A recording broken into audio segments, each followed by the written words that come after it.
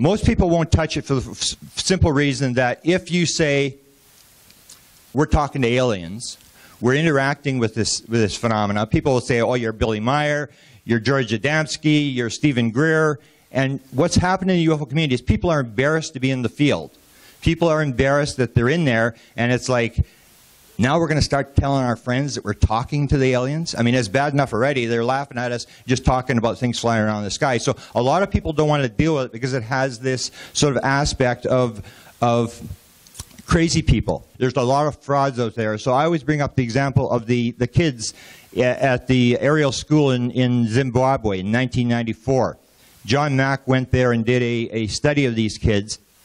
And basically what happened was the kids were in the schoolyard. This UFO landed outside the schoolyard fence, and there was a little tiny guy running around the bottom, and there was one guy sitting on top, and they weren't grays.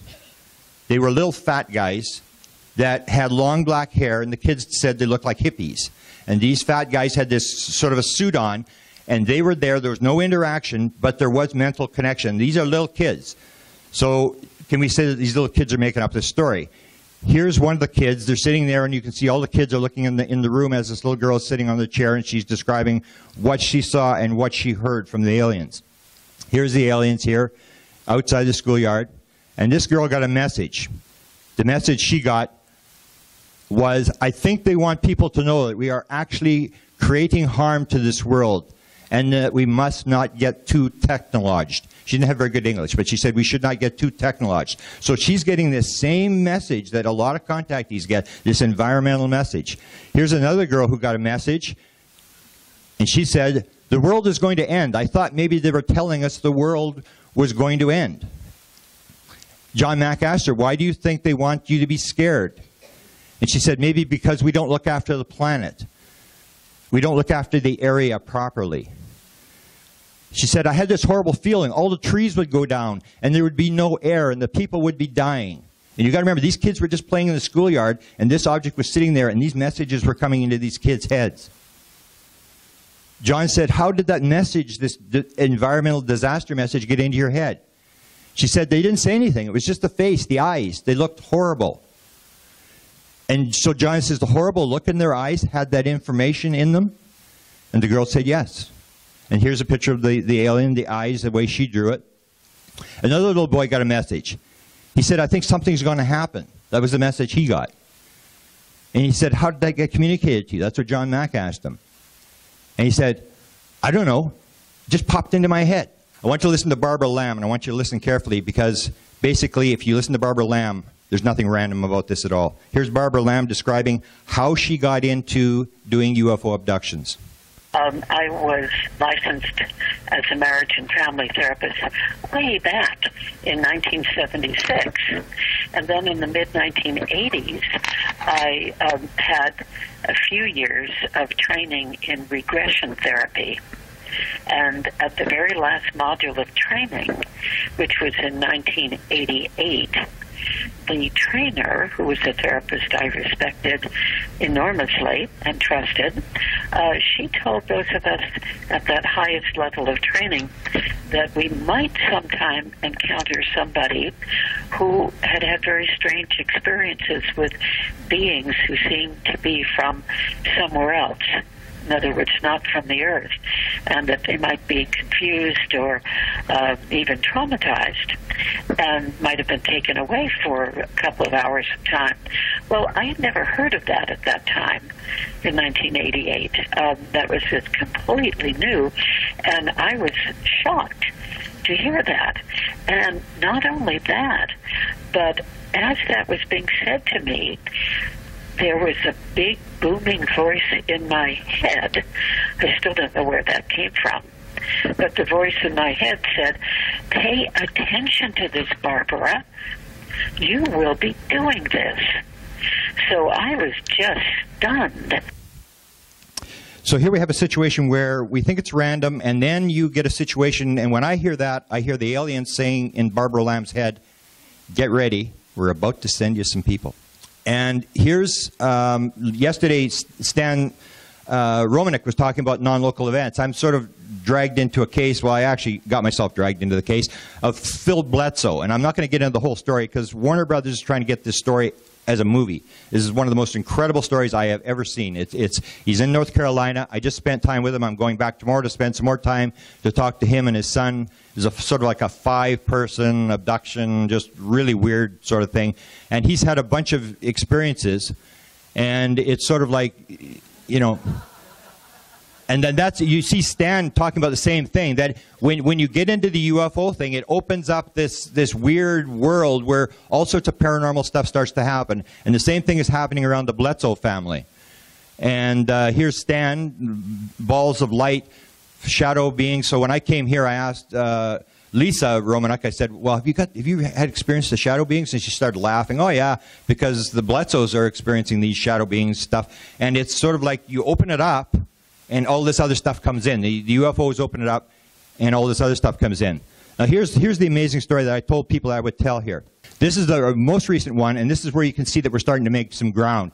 This was publicized all over the place, and the reporters were actually using the word telepathy. These are rats. One is in Brazil, one is in North Carolina, and what they do is they wire these rats to a computer, and they teach the one in Brazil on the left-hand side, and this is instantaneous. They're watching both rats at the same time. They teach the rat on the left how to push a trigger to get food. And as he pushed the trigger 7 out of 10 times, the rat in North Carolina goes, oh, okay, and walks over and pushes the trigger. And it's triggered that they're wired together and they're getting the signal and they can figure out what the signal is. So here we have the same as particles are entangled, you have the human mind. And the CIA, there was a guy formerly from the CIA that was actually going to run an experiment. They didn't run an experiment. They were going to try to actually do this experiment. Are the human minds entangled? Is there this oneness that is described by contactees and abductees? And this sort of goes to that minds are entangled. Here's the one I find most dramatic. This is in my book. I talk about these leaks, and a lot of the leaks that were coming out of the government is this guy is supposedly the Falcon, who was a CIA guy, who was leaking this material.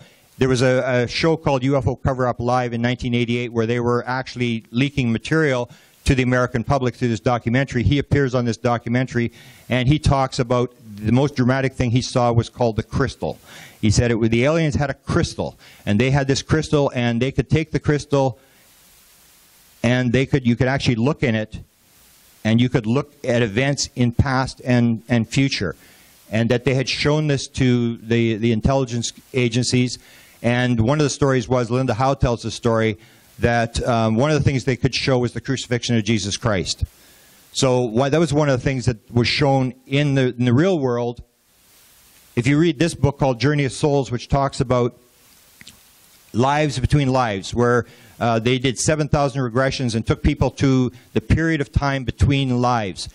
During that, if you go to page 94, you will see this reference. Everything we see, they're talking about reading books and studying in the between lives. On page 94, everything we see is in live pictures. They are multi-dimensional. They move, they shift from the center of the crystal, which changes with reflected light. So you have the aliens talking about this crystal, and you have in the between world the same idea of the crystal, where you can go back and look at events in the past. It's always out of focus when the book is opened. We think of what we want. The crystal turns from dark to light, and it gets alignment, and then we can see. A lot of people, Stan Romanek stole all this stuff from me yesterday. He went through all this. Stan Romanek is getting messages. I just want to go through the one. This is Claude Swanson, who's the scientist behind it. He says there's a single theme that runs through all of Romanek's equations. They are about the true nature of time and space and vacuum, and the present equations relating to how it can be manipulated. So basically what he's saying, what I believe, is that the aliens are basically going through Stan Romanek and telling us how it works. They're feeding us information. Here's the most significant one.